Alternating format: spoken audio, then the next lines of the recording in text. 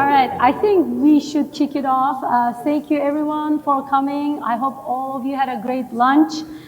Thank you for joining our track, Value Acceleration. My name is Irem Radzik. I'm with Reltio, and I'm really excited to speak with Tui Kim, VP of Content Data Services at Warner Brothers Discovery. You heard from her earlier in the morning, so I'm excited that we will be diving a bit deeper and getting more understanding of her solution and her approach. But before, I do want to say that before I met her, I had the privilege to talk about her solution. The extent that I was thinking about movies was what will Netflix recommend me this weekend or something like that. And after I talked to her, I have a whole new level of appreciation that when I click on that remote and that content shows up, it has traveled across a very complex supply chain 4 months across the globe. So it is really massive, and I'm excited that we're going to talk about how she used data services, modern data services, to streamline this complex supply chain. So with that, I think I'll start with asking you to tell us what's going on behind the scenes. We watched the movies, but tell us about the business and the supply chain. Sure. Well, as you guys know, Warner Brothers is in the business of storytelling. Our goals would be to delight and entertain the world. So don't take my joke as an indicator of the company's quality and entertainment, because there are way more talented people than me in terms of crafting stories that are creative and compelling. You can see on screen that obviously we make movies, but we also make a tremendous amount of TV shows. We also entertain people with games, in case you guys didn't know that. So a lot of our IP, our intellectual property, so whether it be Mortal Kombat, whether it be Harry Potter or Batman, like the DC, we create games out of them. And then also we make music.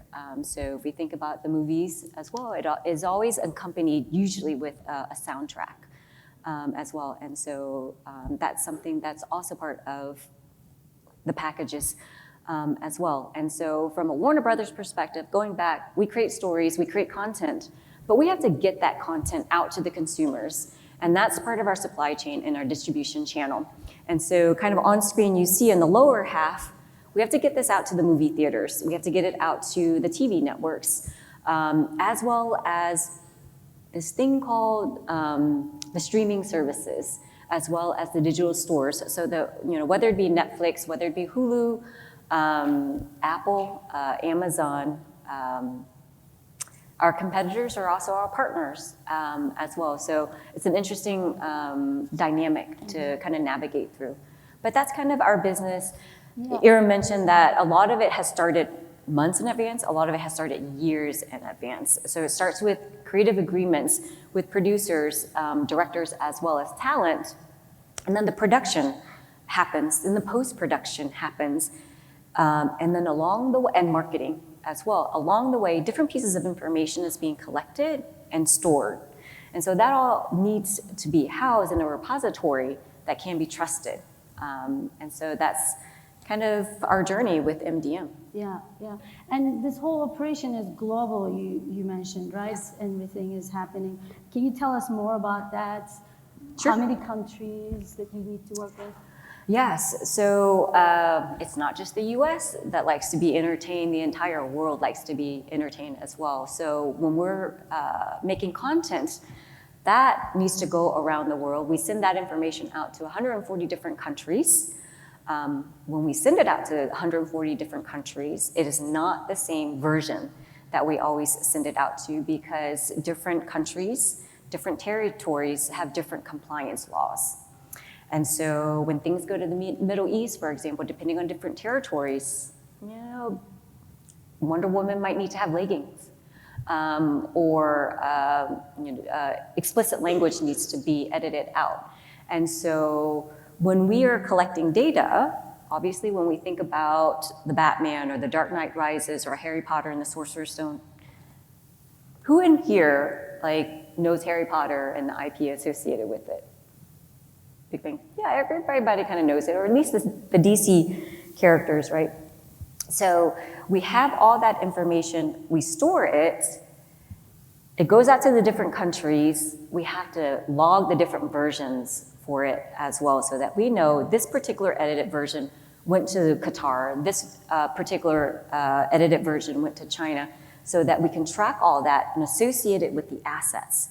Because within the supply chain, metadata is one component of it, so the synopsis, title, release years, and so forth, but it also needs to be carried through and packaged up with the audio and video assets as well. That all makes up an entire package, and that all needs to be connected through IDs that we also manage as well. And there's also a translation aspect with the countries that comes into play. Absolutely. So when it goes to China or when it goes to Japan, things may be edited out, but it also needs to be translated, not only from a metadata perspective, so that like the people in those territories and those markets can read, the synopsis and the title and so forth, but the subtitles and the dubbing language also needs to be set up as well.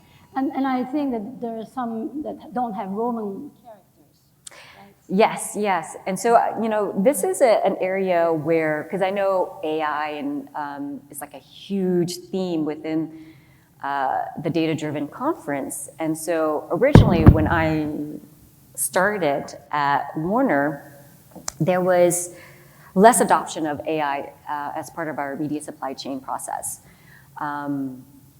But I was adopting this new data platform, new to me, and I was responsible for the data. How many of you have had the privilege of creating your data platform and implementing your data platform from scratch? Oh, actually a few of you guys. Yeah. How many of you inherited those systems? It seems like it's about half the room. So I would say when I joined, I inherited the data platform. And it didn't matter that I started less than 5 years ago, within a company that was 100 years old, I was still responsible for the data quality. And they had said, you're responsible for the data, you're also responsible for the translated data as well. So I speak 4 languages. Maybe not speak. I have a familiarity with 4 languages, but you can see there's 40 different languages on screen. I don't know all these languages, but I'm responsible for them. And so that did not sit well with me in terms of I just had to trust that this data was correct. And so one of the things that we did to infuse AI into our process was, and also improve our data quality, was we took all this translated data, many things start with English and it gets translated to the 40 different languages, 40 plus different languages. I would have to trust that it's correct. So rather than just trusting, because we want our clients to trust us, but we also have to trust the data as well, we had said, let's get this data retranslated back into English. And we tapped into the Google Translate API, and Google Translate is also infused with AI language context as well. So Google Translate now picks up on idioms, because that's something that's very difficult to translate from language to language. And so this is kind of like our first foray when I first started to say, okay, well, what's the quality on this? And I can't measure the quality between English and Arabic, but I can measure the quality between English to English. And so we did that. We scored it in terms of similarity, and anything that was below a certain threshold, we sent it back to our translation vendor, and we had said, can you please go back and check this? Mm-hmm. So it's kind of like something that you guys can test out. And all of these happening in one solution, right? You don't have multiple versions, different regions, single. Correct. Yeah. Solution. So Warner Brothers operates globally, and so our systems are for global distribution. Okay. So this one title translated to 40 languages, sent to 140 countries. Tell us more, like what's going on behind the scenes to get this in front of the audience, this content. Sure. I mean, so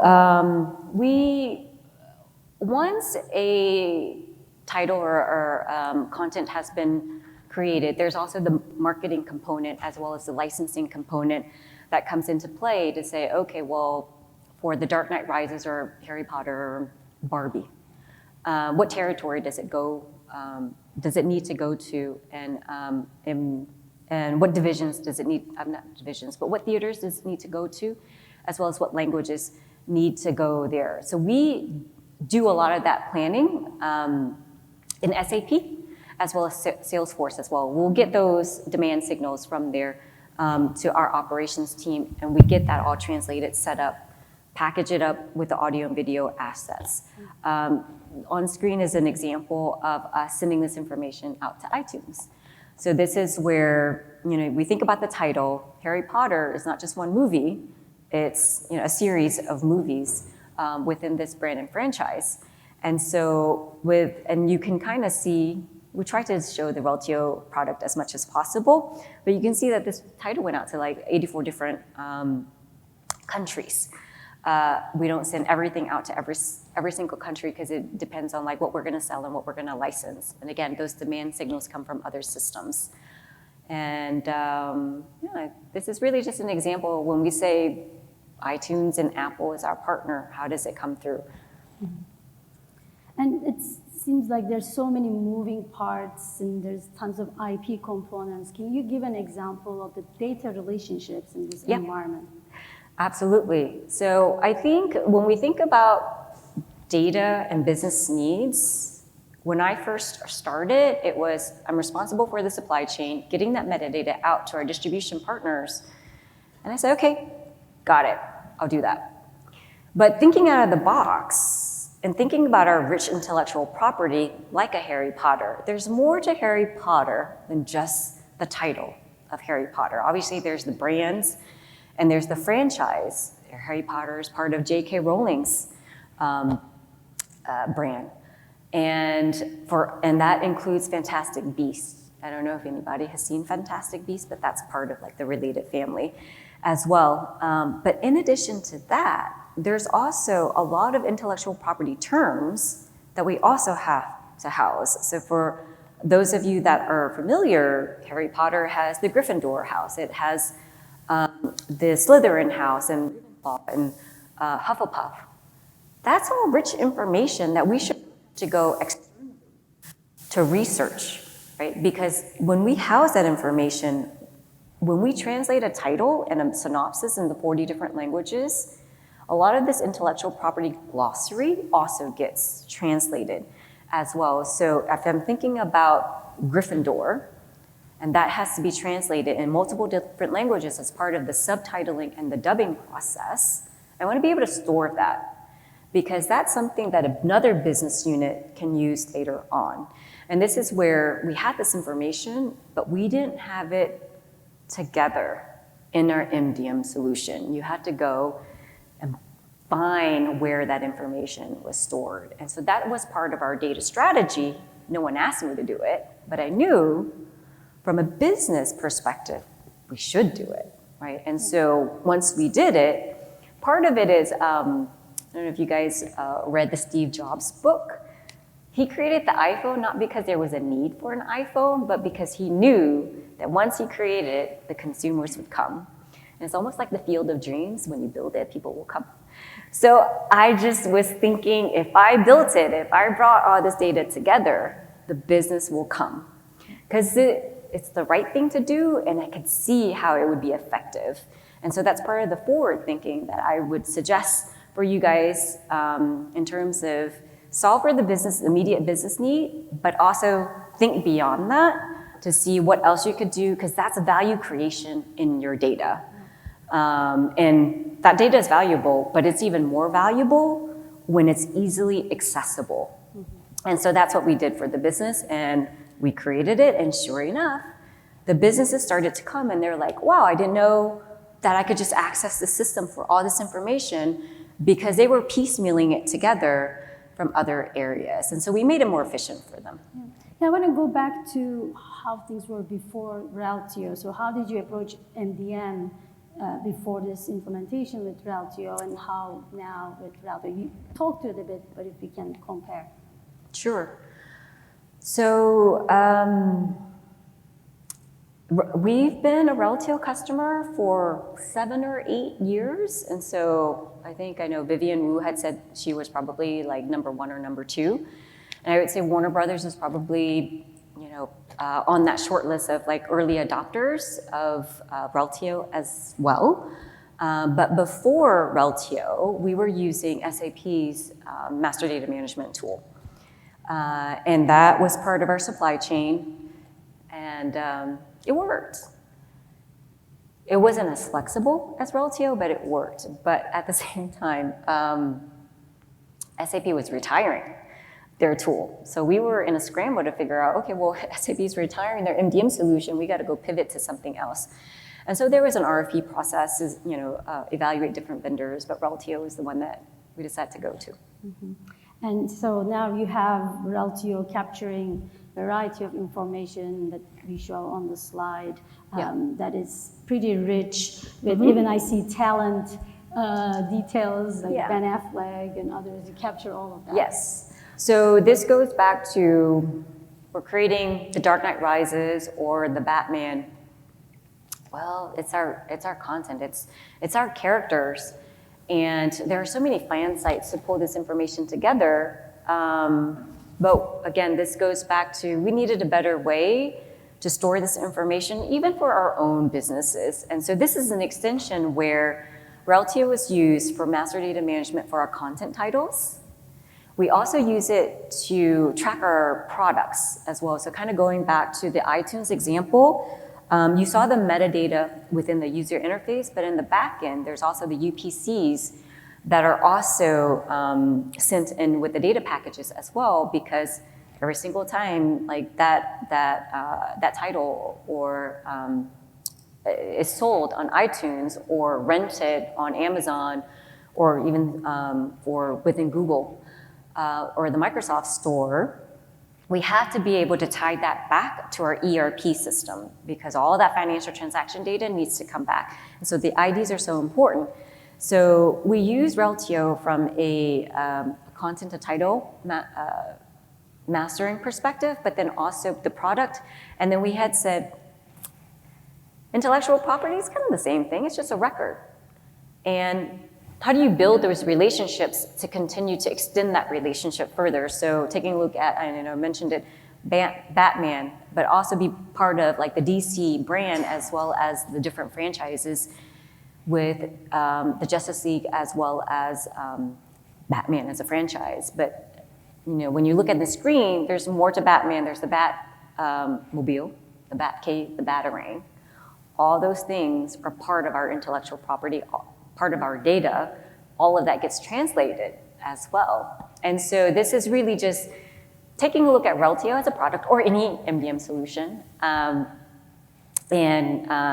think, how can you extend that further for your other data needs and your business needs? It looks like you have a very flexible data foundation to really seize opportunity with all these IP components. Absolutely, and so there's talent as well. So I know we talked about like Batman as intellectual property. We don't own talent, but talent is part of our content. So you can see the list of like different actors that have played Batman, and all of this is public information, so I can share it with you guys. But if someone is a huge fan of Michael Keaton or a huge fan of Ben Affleck, the fact that we can build these relationships in Reltio allows us to quickly pull a report and say, what are all the titles Ben Affleck is in? Mm-hmm. So you can take that and push it out to your streaming service for personalization and recommendation engines.